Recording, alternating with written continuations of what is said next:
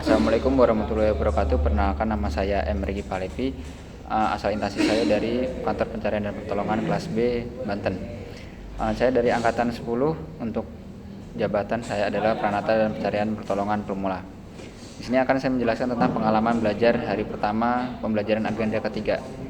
Jadi kedudukan dan peran PNS untuk mendukung terwujudnya smart government sesuai dengan ketentuan peraturan undang-undang untuk menjalankan fungsi ASN sebagai pelaksana kebijakan publik, pelayan publik, dan perangkat pemersatu sehingga mampu memberikan kedukungan mengelola tantangan dan masalah yang mendukung pelaksanaan tugas jabatan dengan menggunakan perspektif smart ASN.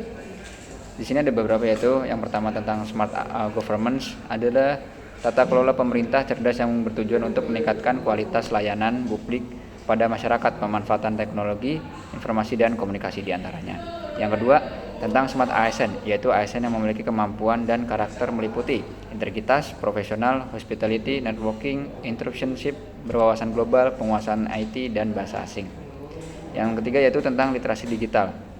Jadi literasi digital adalah sebuah pengetahuan dan kecakapan untuk menggunakan media digitalisasi, termasuk alat-alat komunikasi. Oke.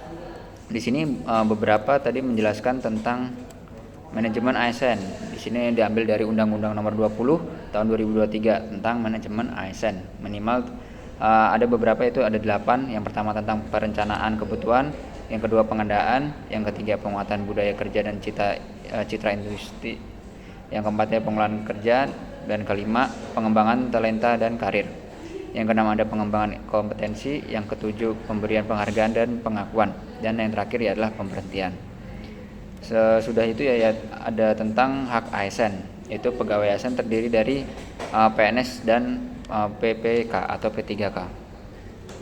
Jadi di antara perbedaan itu adalah pegawai negeri sipil atau kita biasa menyebut dengan PNS adalah WNI yang memenuhi syarat tertentu diangkat sebagai pegawai ASN secara tetap oleh pejabat pembina pegawai untuk mendukung atau menduduki jabatan pegawai pemerintah dengan perjanjian kerja. Berikut perjanjian kerja adalah WNI yang memenuhi syarat tertentu yang diangkat berdasarkan perjanjian kerja untuk jangka waktu tertentu dalam rangka melaksanakan tugas pemerintah dan mendukung jabatan pemerintah. Saat itu dilanjut tentang makna manajemen ASN dan smart ASN. Yang pertama yaitu manajemen ASN. Manajemen ASN sendiri adalah serangkaian proses pengolahan aparatur sipil negara atau kita biasa menyebut dengan ASN yang bertujuan untuk menghasilkan pegawai ASN yang profesional, memiliki nilai dasar, etika, profesional, bebas dari investasi politik, serta bersih dari praktik korupsi, kolusi, nepotisme. Konsep ini diatur dalam Undang-Undang Nomor 20 Tahun 2023 tentang aparatur sipil negara. Sebelumnya undang-undang ini ada di Undang-Undang Nomor 5 Tahun 2014 dan diselenggarakan berdasarkan sistem merit. Cakupan manajemen ASN sangat luas, meliputi berbagai aspek dalam siklus hidup seseorang pegawai. Di antaranya ada beberapa, yaitu perencanaan kebutuhan, yaitu menentukan jumlah dan jenis ASN yang dibutuhkan sesuai dengan kebutuhan organisasi atau instansi yang terkait. Yang kedua, ada pengadaan atau proses rekrutmen dan seleksi ASN yang berobjektif dan transparan. Yang ketiga, pengembangan kompetensi, peningkatan kemampuan dan keterampilan ASN melalui pelatihan, pendidikan, dan pengembangan karakter. Ada 3. Pengolahan kinerja, penilaian kinerja yang diobjektif dan kelanjutan untuk memastikan ASN mencapai target yang ditetapkan. Selanjutnya ada pemberian dan penghargaan, apresiasi terhadap kinerja ASN yang berprestasi. Selanjutnya ada promosi, rotasi, dan karir, pengolahan jalur ASN yang jelas dan adil, pengajian dan tunjangan, sistem implementasi yang layak dan transparan. Lalu ada disiplin, yaitu penegakan kode etik dan perilaku ASN. Yang selanjutnya ada pemberhentian, yaitu prosedur penghentian pegawai. Selanjutnya ada jaminan pensiun dan hari tua, yaitu pemberian jaminan hari tua bagi ASN.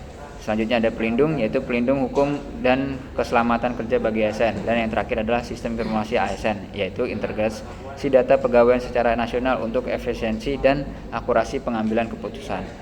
Jadi peran manajemen dalam pemerintah, yaitu manajemen ASN memiliki peran krusial dalam mewujudkan tata kelola pemerintah yang baik atau biasa kita sebut dengan good governance, dengan memastikan ketersediaan SDM aparatur yang berkualitas, akuntabel, profesional. ASN adalah melaksanakan kebijakan publik, pelayan publik, serta perekat dan pemersatu bangsa melalui manajemen ASN yang efektif. Diharapkan ASN dapat menjalankan fungsi-fungsi tersebut dengan optimal. Selanjutnya ada Smart ASN, yaitu konsep ASN yang memiliki kompetensi, kinerja, dan profesionalisme yang tinggi serta mampu beradaptasi dengan perubahan zaman, terutama di era digital seperti sekarang ini dan globalisasi. Konsep ini merupakan pengembangan dan manajemen ASN yang lebih menekankan pada kompetensi digital dan kemampuan berinovasi. Karakteristik utama seorang Smart ASN meliputi ada beberapa, yaitu integritas, yaitu tentang jujur, tanggung jawab, konsisten, dan menetapkan nilai-nilai etika. Yang kedua ada nasionalisme, yaitu memiliki kecintaan yang dalam terhadap bangsa dan negara, serta memahami keberagaman. Yang ketiga ada profesionalisme, yaitu memiliki keahlian dan kemampuan mumpuni di bidangnya, disiplin, dan berorientasi pada hasil yang berkualitas. Selanjutnya ada wawasan global, yaitu mampu berpikir, bertindak dalam konteks global, terbuka terhadap informasi dan pengembangan dunia. Selanjutnya ada penguasaan teknologis informasi dan bahasa asing, yaitu mahir menggunakan bidang teknologi dan mampu berkomunikasi dalam bahasa asing.